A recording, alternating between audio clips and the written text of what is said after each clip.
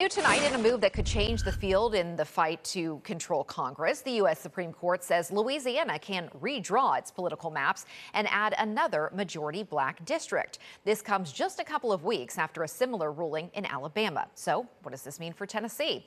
News 2's Adam Mintzer has been digging into that question today and has more tonight. Adam.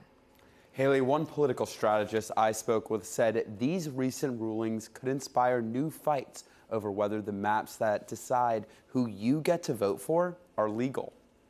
If you had a blindfolded 3-year-old, they would have drawn a more uniform map with a crayon than the one that's in place right now. While Republicans insist splitting Nashville into 3 congressional districts gives Davidson County residents more power, Democrats say this and other state maps drawn by the Republican supermajority dilute their minority voters' power. But one political strategist says recent Supreme Court rulings out of Alabama and Louisiana saying their political maps hurt black voters may change the calculus for Tennessee Democrats. 10 to 20 years ago, these redistricting cases just kind of went away, and there weren't even challenges. So I think we're entering into a new era where more and more maps are challenged, and they're challenged for years, maybe the entire term. Yet, former congressional chief of staff Lisa Quigley says there are key differences in what happened in other states and what's happening in Tennessee. There's no real evidence that the Tennessee legislature used race in its decisions.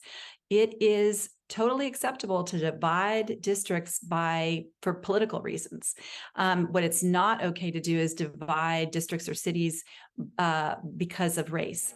She said while Tennessee maps impact black voters, there needs to be evidence that that was the intent. She also says in the eyes of the court, Tennessee does not have the same history of voter discrimination at the level of other southern states like Alabama and Louisiana. What this court has indicated is that there has to be this sort of historical evidence of discrimination of voters.